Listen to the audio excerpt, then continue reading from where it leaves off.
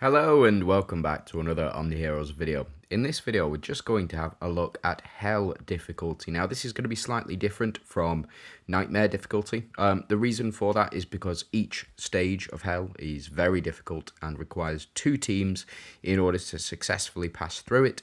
We won't be jumping from 5 to 10 to 15 etc etc. We're just going to do 1 to 10 here, and then we'll do 11 to 20 the next one, so on and so forth, until we reach Hell 100, and then we'll be able to jump into Apex. So I'm just going to pause, build some teams, and then jump straight into it. Now you are going to look at these teams, and you are going to think, what the fuck? Because there is a very limited resource at the moment, and it is the seasonal synergies. And it turns out we actually need to use 3 land domain units. Now all 5 of these are land domain units. However, not able to open up the to the full extent of what I really want to do with this particular team, because I just don't have all of the synergies unlocked, unfortunately. It is what it is. I could be using Cleo and Victoria on either team, and that would give me a land domain synergy, but we're going to try and get through it with weird and wacky, wonderful teams this time round. And what we could do as well, something else to note, we can take out Nawi, Lily, and Leah and replace with Mavis, not Mavis, what's her name? Bastet.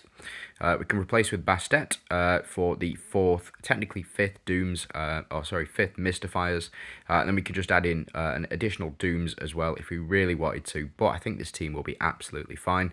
So the basis for this team is all predicated on Mulan. And how much damage Mulan can actually do. We do have Lancelot here, who will do, on his basic attacks, he will retaliate with a full wipe, or effectively a full stack of corrode, 2 stacks of corrode on each unit when he does a basic attack. Nawi will also proc basic attacks as well, applying much more burn damage as well.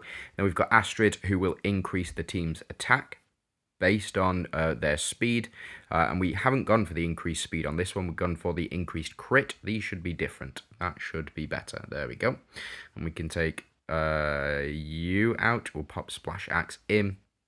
Crit resistance is fine. We'll take out max HP, and we'll pop in an additional 20% damage. And then we'll move on to this next team. Again, wacky, wonderful, using units that we don't typically use in Masterma and Lysandra. And the reason for that is because, again, they are on the... so this is a full 5 land domain team. So, what does the land domain do? First of all, why are we trying so hard to get this? Well, it increases the max HP of all allies by 24 million as a base stat.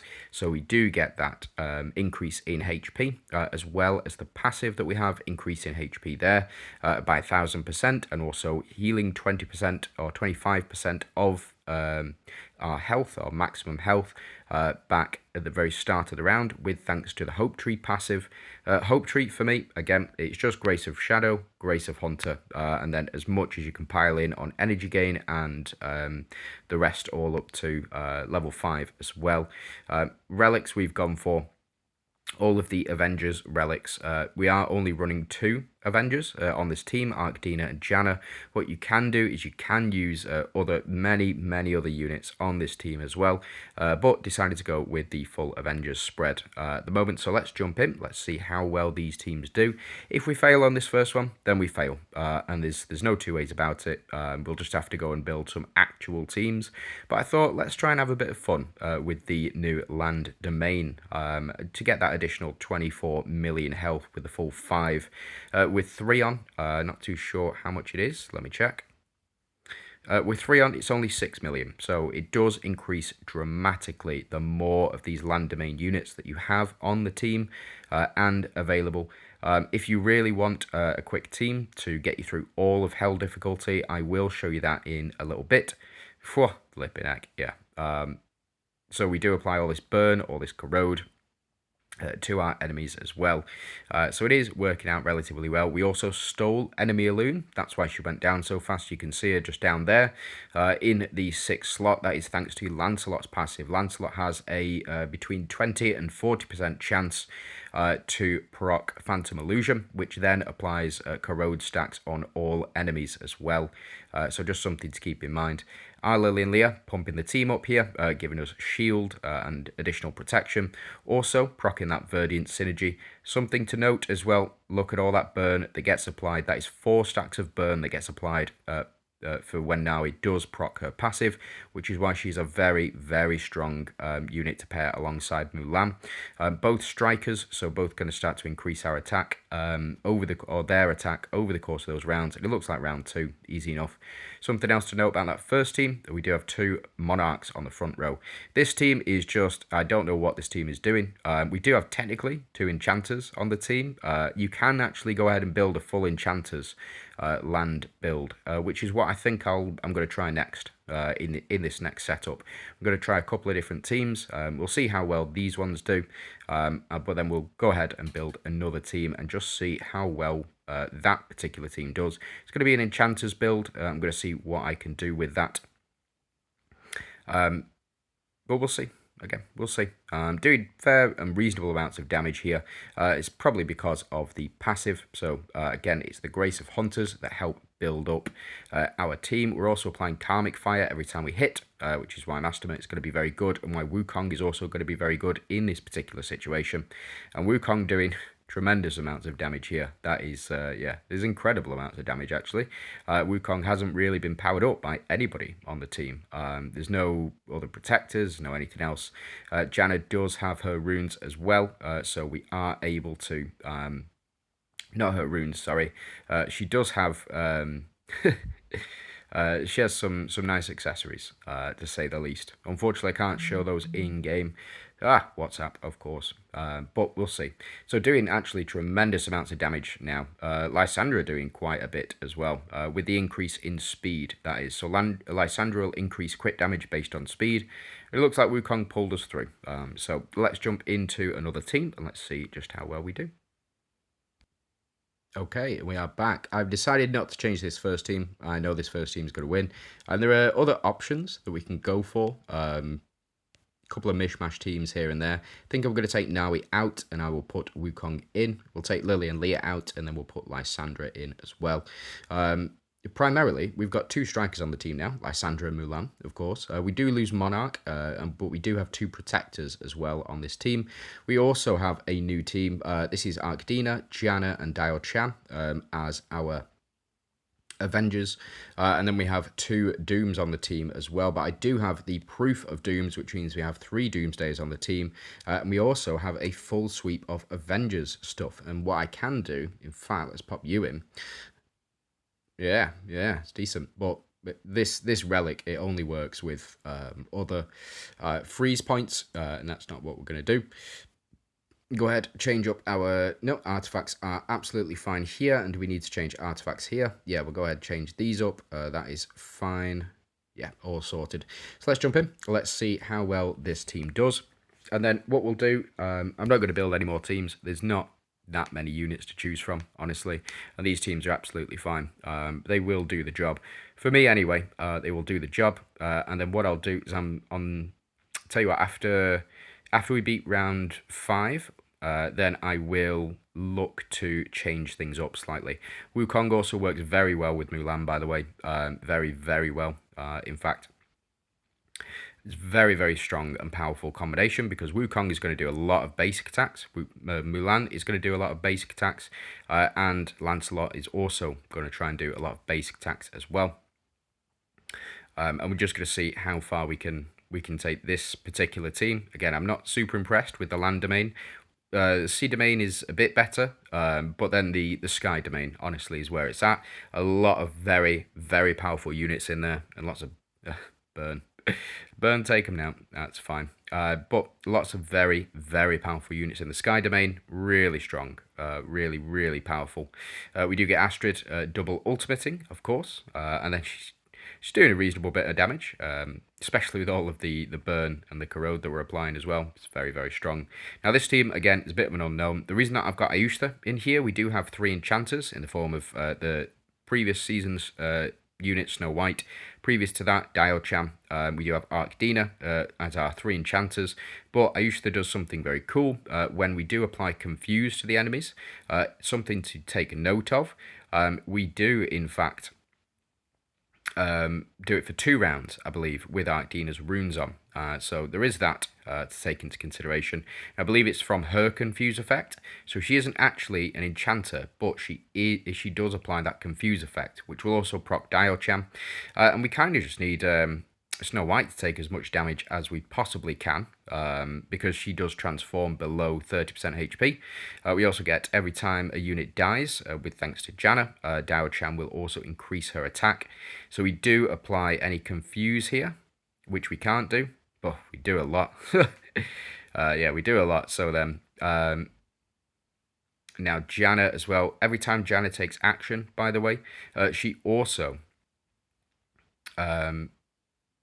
will reduce the attack of enemies by 250%. That's the accessory set that I've got for it as well.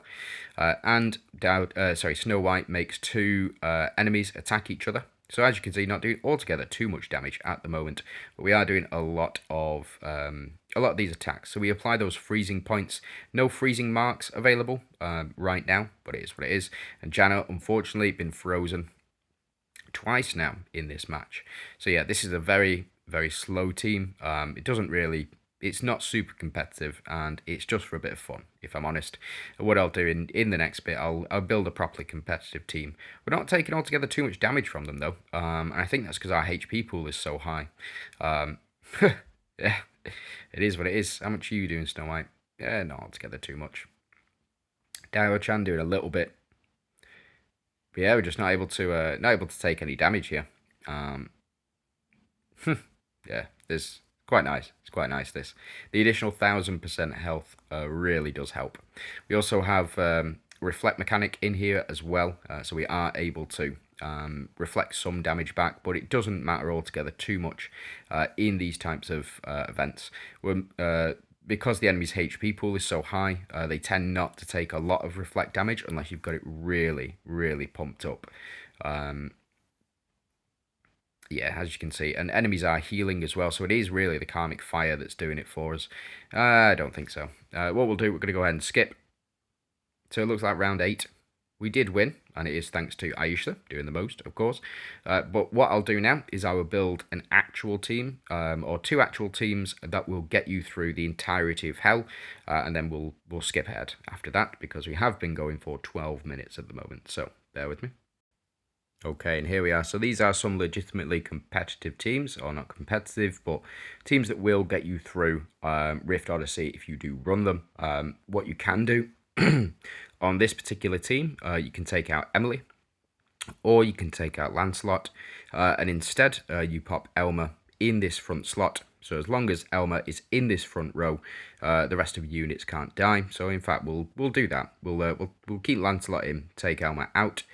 We will also so yeah, for this one, we've got 3 land domains as well, in the form of Lancelot, Astrid, and Mulan. But yes, we've got Gaia, Astrid, and Mulan on this back row. The reason for that is because they will attack the most and apply the most burn.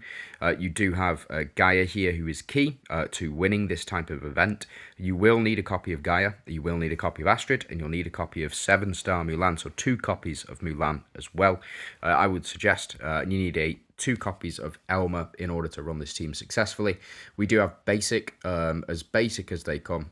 You've got your Mystfires relics, your so the Death Scythe, the Plague Bow, and Knight's Edge as well. And then for artifacts, we've gone for Splash Axe, we've gone for the Mystfire's chest or the cauldron, whatever it is. We've gone Healing Spear because we're going to have a lot of healing. We are also got the Sinful Band. Sinful Band is really, really important when you're trying to beat Hell difficulty. Really strong.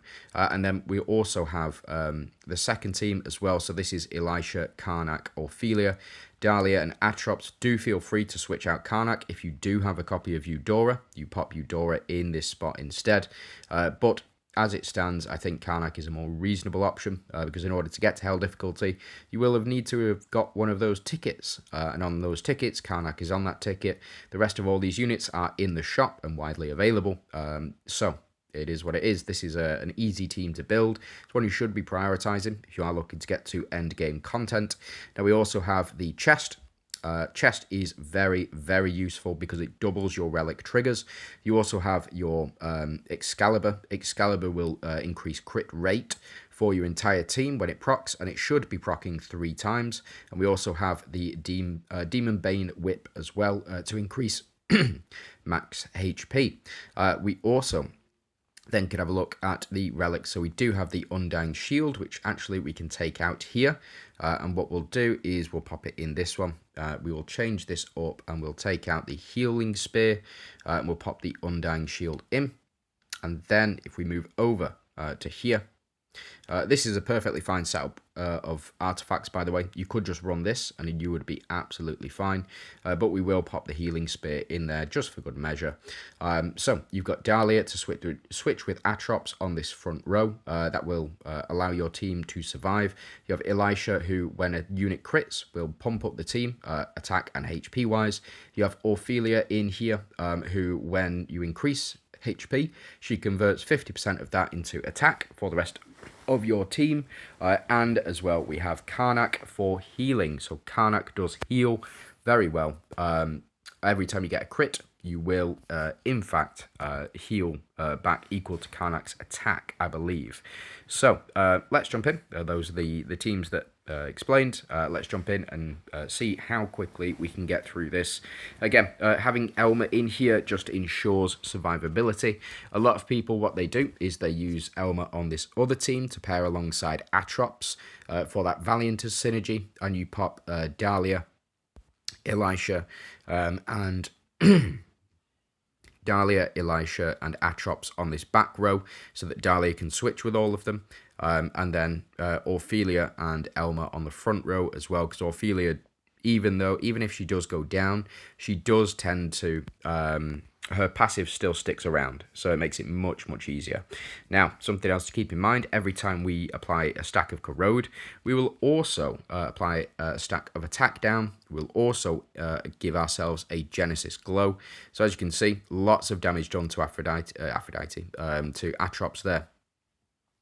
Ensuring our victory effectively, and then we've got Gaia to do what she needs to, and there we go. So that is it. Gaia just one-shotting the enemies here, but she will apply Corrode. That will also increase the attack, the damage and damage reduction for your entire team, and also apply that Corrode stack as well up to 25 times, because we've not got a unit on that previous team who increases it, the Corrode stack limit. Now, we do on this team, this is just a silly team. This is going to be over very, very quickly.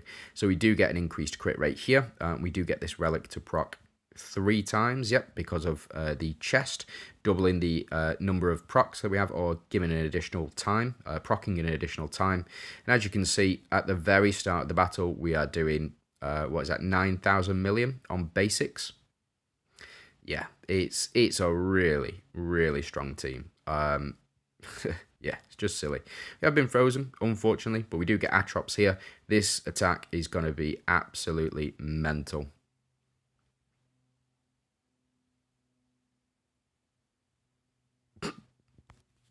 Yeah. So this team is very good. Ophelia to do the most. Not often you get to see a lovely windscreen like that. I do like that skin. It's very, very strong. But yeah, we will. What we'll do, we'll just carry on. We'll power through. Now, if you do want to know how to counter the bosses on 5 and 10, then what we'll do is you can jump back into previous videos, Nightmare 1, Nightmare 25, been released a couple of days ago. Jump back into there and it will tell you exactly how to counter these bosses and what units you need to use in order to beat them. Looks like we did it round 2 that time, round 2 this time. So very consistently round 2. Ophelia doing the business here. Very, very strong. I do enjoy it very much. And we've also, we got that cheeky land domain in there in the first team. it is what it is, but we'll see. So again, this is 1 to 10. These are the teams that you can run in order to power through as much as possible. Just get as many corrode stacks on the team that Gaia is on. Sometimes you can just you can take out Lancelot in this position, and you would pop in another unit like Arthur, for example, another stacking unit, which will, when you do something, give you something back. It's a very, very powerful ability, that stacking ability, and one which is going to consistently run through the course of the game, I'm pretty sure, for the lifespan of the game. It will be very, very powerful, I think, personally. So we'll go ahead, power through.